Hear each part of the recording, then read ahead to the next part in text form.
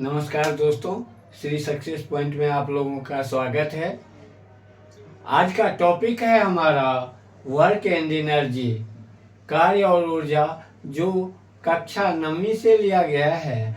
हमारा जो भी वीडियो होता है वो 7वीं से 10वीं के साइंस और मैथ के वीडियो होते हैं, जो एनसीईआरटी और सीबीएसई सिलेबस पर आधारित होते हैं।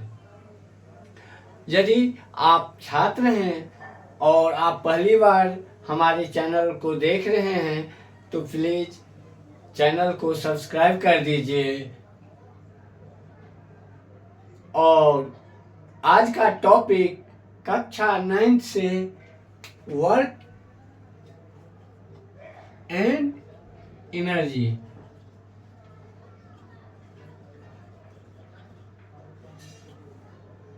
कार्य और ऊर्जा।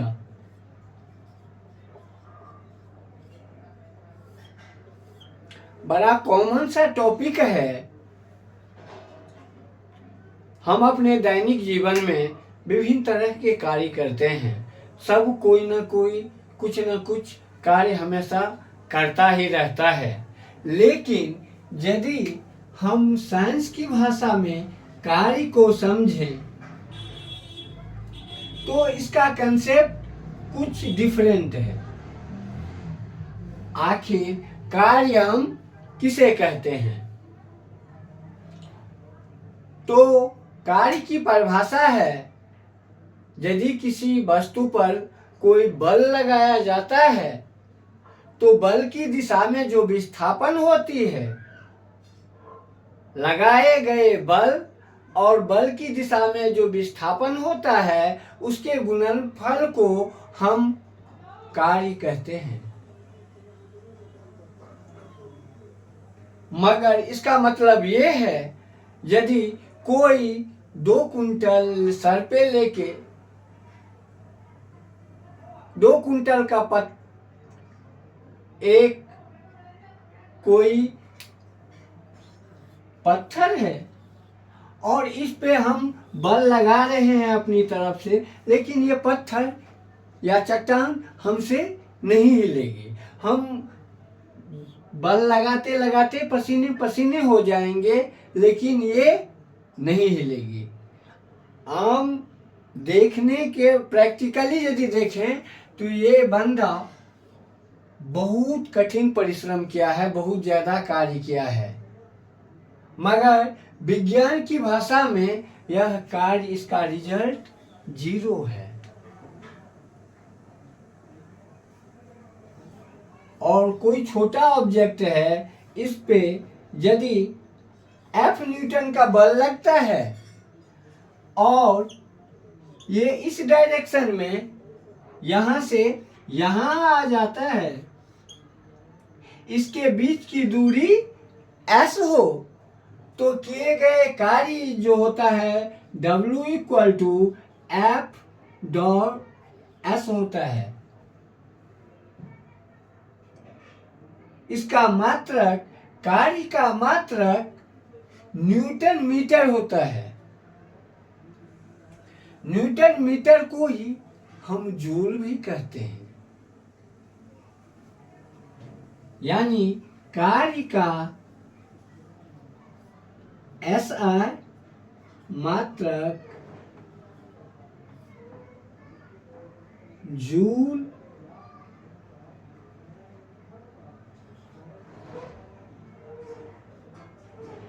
है।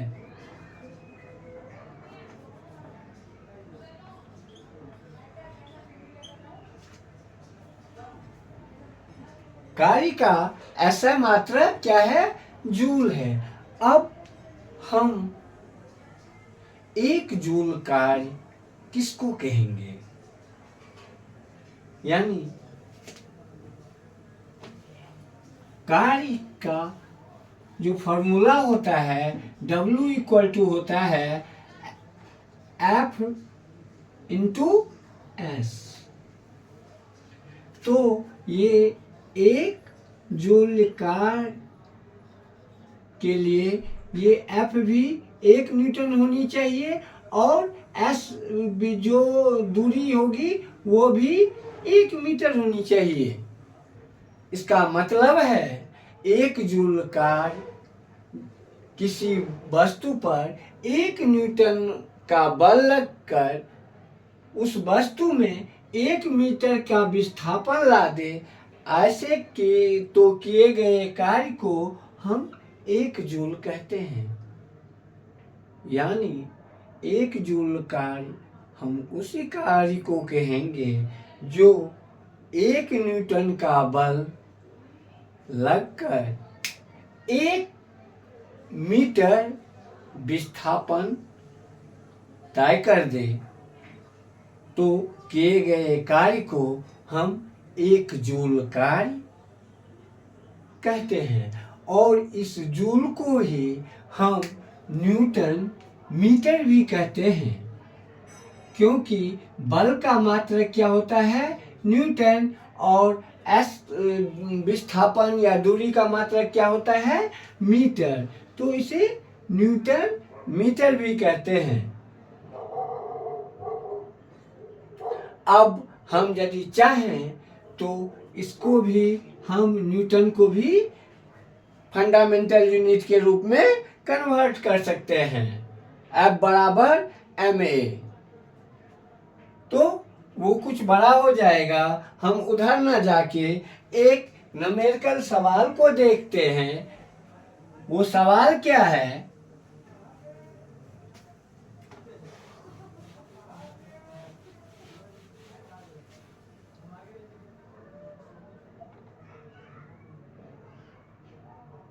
पाँच न्यूटन का बल एक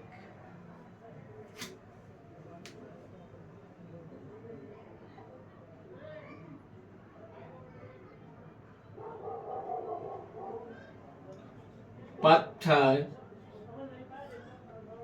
पर लगाने से 2 मीटर विस्थापित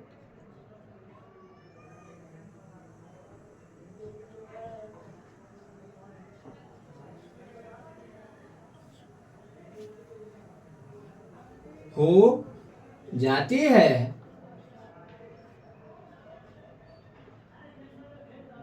तो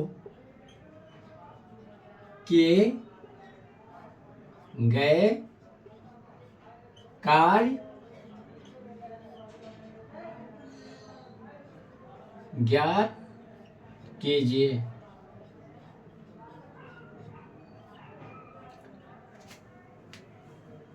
अब हम यहाँ पे देख रहे हैं किसी वस्तु पर जो बल लगा है F इक्वल टू, ये कितना हो गया है? 5 न्यूटन। और जो वस्तु विस्थापित हुई है, विस्थापन, ये S इक्वल टू दे रखा है 2 मीटर। तो वर्क डन इक्वल टू होगा, किए गए कार्य बराबर होंगे, we know that W equal to F into S, यानी 5 इंटू 2 इक्वल टू 10 जूल।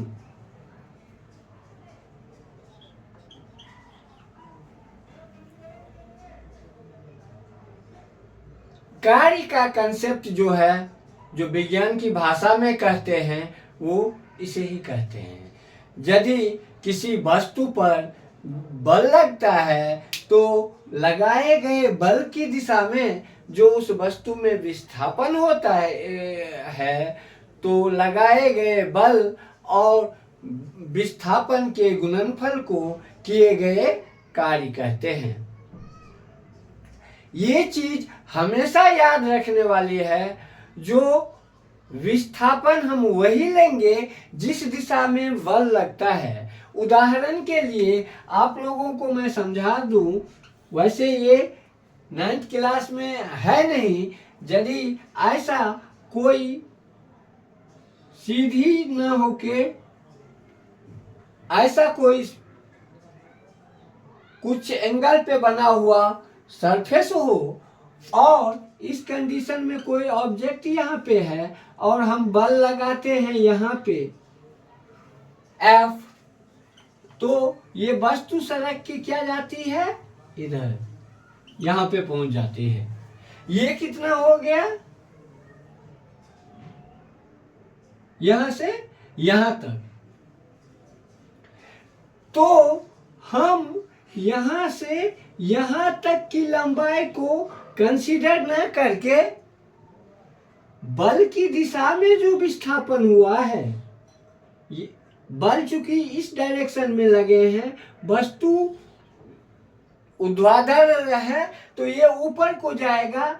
इस तरह से जो ये दूरी होगी, इस s को हम f से मल्टीप्लाई करेंगे, यानी बल की जिस दिशा में लगा है उस दिशा में जितना विस्थापन होता है उसको मल्टीप्लाई करके, बल से मल्टीप्लाई करके जो रिजल्टेंट आते हैं वो किए गए कार्य होता है। धन्यवाद। यदि हमारी वीडियो आपको अच्छा लगे तो वीडियो को लाइक कीजिए और छात्रों को शेयर कीजिए। धन्यवाद।